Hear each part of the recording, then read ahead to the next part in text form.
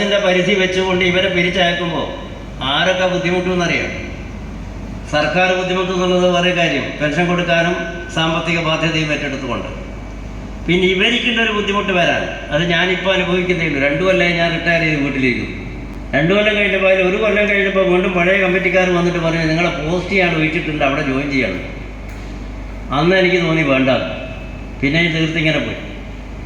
ഇപ്പോൾ വീട്ടിലിരിക്കുമ്പോഴുള്ളൊരു അസ്വസ്ഥതയും താങ്ങാൻ കഴിയാത്ത അസ്വസ്ഥതയാണ്.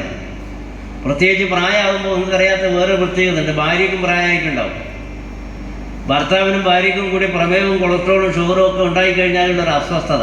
ഒരു ഭാഗത്തുനിന്ന് ഓളെ ശല്യം, മറു ഭാഗത്ത് ഇവൻ്റെ ശല്യം. ഓക്കെ ആയിട്ട് തമ്മിൽ ടെൻഷൻ അടിച്ചു കൂടുന്ന ഒരു കാലഘട്ടമാണ് ഈ പ്രായം എന്ന് പറഞ്ഞാൽ. ഇന്നത്തെ കാലത്താണെങ്കിൽ മക്കൾക്ക് വേണ്ട പോലെ പരിചരിക്കാനുള്ള സമയവും കിട്ടില്ല. അവർ ചിലപ്പോൾ സർക്കാർ ഉദ്യോഗസ്ഥന്മാരായിരിക്കും, അല്ലെങ്കിൽ എന്തെങ്കിലും ബിസിനസ്സിലോ ഗൾഫിലോ ഒക്കെ ആയിരിക്കും. വിളിക്കുക എന്നല്ലാതെ പരിചരിക്കാൻ സമയം കിട്ടാത്ത ഒരു കാലം. ഞാൻ തന്നെ എൻ്റെ ഭാര്യയോട് പറയാറുണ്ട്, നമുക്ക് നല്ലത് വയനാട്ടിലൊരു നല്ല വൃദ്ധസദനം ആരംഭിച്ചിട്ടുണ്ട്. നല്ല സൗകര്യങ്ങളുള്ള ഡോക്ടറും നഴ്സും ഒക്കെയുള്ള ഒരു വൃദ്ധസദനം, നമുക്ക് അങ്ങോട്ട് മാറാം എന്നാണ്. പെൻഷൻകാർക്ക് പെൻഷൻ അവിടെ എഴുതി കൊടുത്താൽ മതി, നല്ല സൗകര്യം കിട്ടും.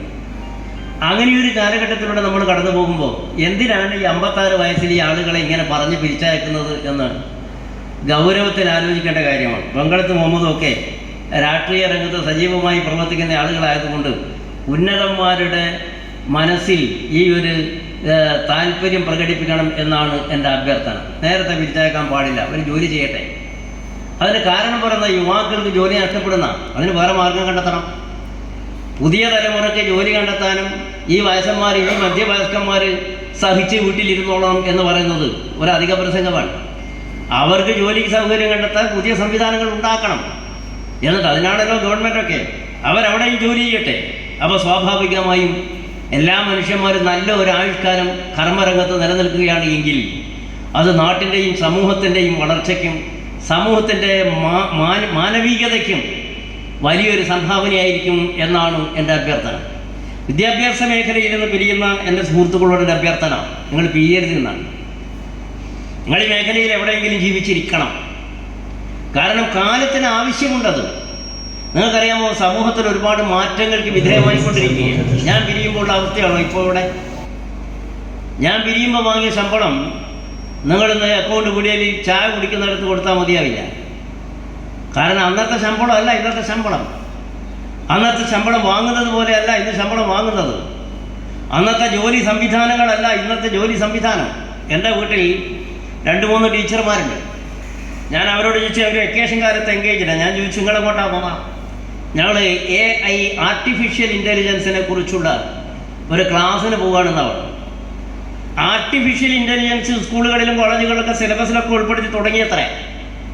ഞാനൊരു സത്യം പറയട്ടെ, ഞാൻ മൊബൈൽ ഫോൺ കണ്ടത് പേരോട് MIM ഹയർ സെക്കൻഡറി സ്കൂളിലെ ഹെഡ്മാസ്റ്റർ ആയതിനു ശേഷമാണ് ഒരു മൊബൈൽ ഫോൺ കയ്യിലെടുത്തത്.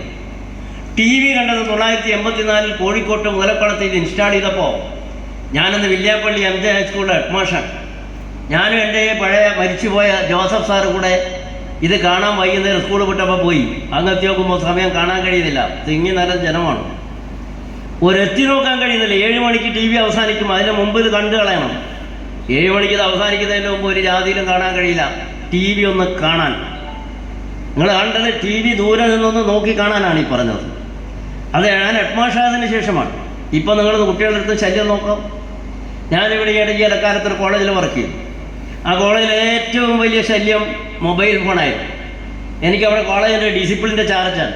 അപ്പോൾ എൻ്റെ ഒരു സുഹൃത്തിൻ്റെ പ്രായം ചെന്ന ഒരു മാഷ്, അദ്ദേഹം മിലിറ്ററിയിൽ നിന്ന് റിട്ടയർ ചെയ്ത ഒരാളാണ്.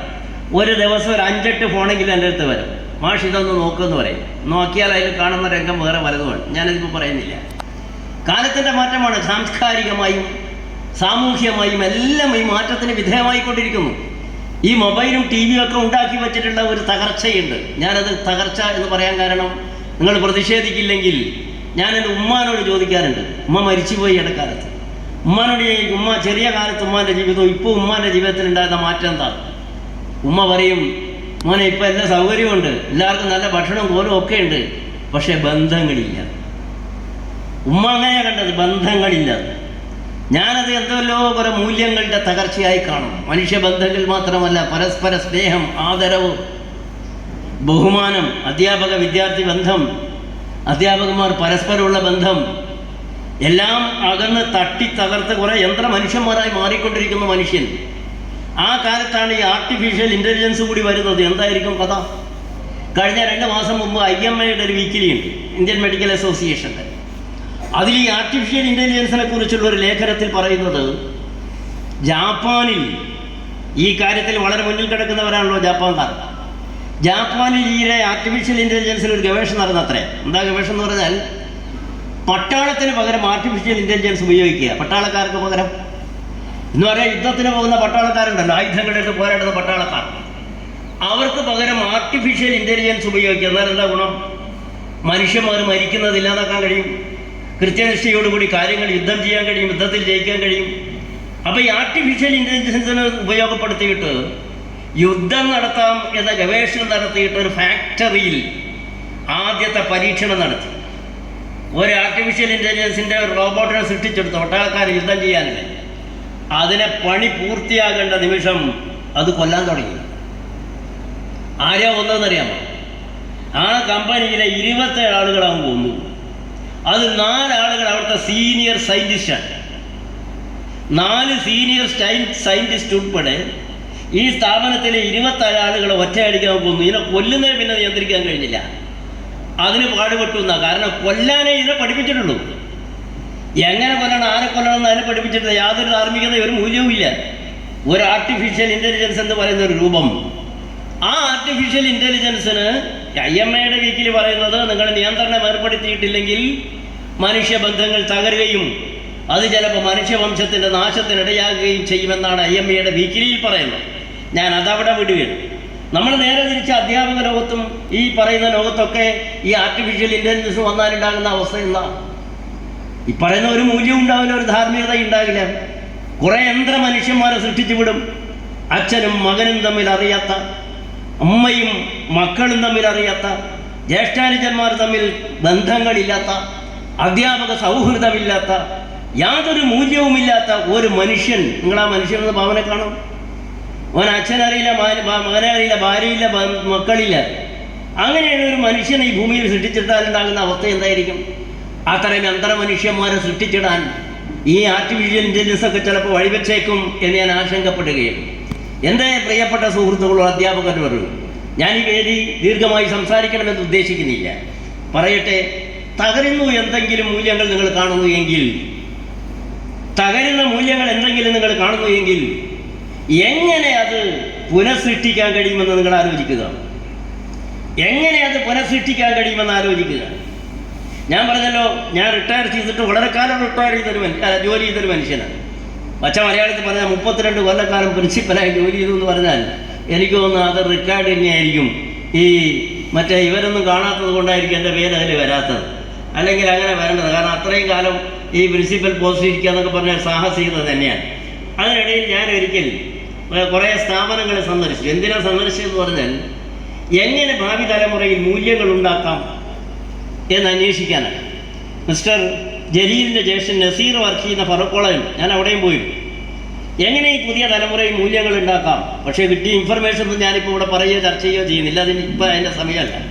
പക്ഷേ ഒരു വസ്തുതയുണ്ട്. ചിലയിടങ്ങളിലൊക്കെ ഞാൻ കണ്ടത് ഈ പാലിയേറ്റീവ് പ്രവർത്തനം സജീവമാക്കിയിരിക്കുന്നു. എന്നിട്ട് കുട്ടികളും മറ്റു അധ്യാപകന്മാർ കൂടി ഇറങ്ങി പോവുകയാണ്. ഞാൻ ചോദിച്ചു, എന്തെങ്കിലും ചെയ്യാൻ കുട്ടികളെ കിട്ടുമോ? കുട്ടികളെ കിട്ടും. എന്നാലോ നാം വീടുകളിൽ പോകും, ഒരു വരുന്ന ബന്ധങ്ങൾ കാണട്ടെ, കഷ്ടപ്പെടുന്ന മരിച്ചുകൊണ്ടിരിക്കുന്ന ബാപ്പയും ഉമ്മയും ഉണ്ടെന്നവർ കാണട്ടെ, എന്നിട്ട് അവരോട് സഹതാപെങ്കിലും വരട്ടെ. മരിച്ചുകൊണ്ടിരിക്കുന്ന മനുഷ്യരിലെ മാനുഷിക മൂല്യങ്ങൾക്ക് ഭാവി തലമുറയിൽ ജീവൻ കൊടുക്കാൻ എന്ത് കഴിയും എന്നതിൻ്റെ ഞങ്ങളുടെ ഗവേഷണമാണ് ഇത് ആവിഷ്കരിച്ചത് എന്ന് പറഞ്ഞ് പലരും ഉണ്ട്. പലരും പല മേഖലകളിലുമൊക്കെ പ്രവർത്തിക്കുന്നുണ്ട്.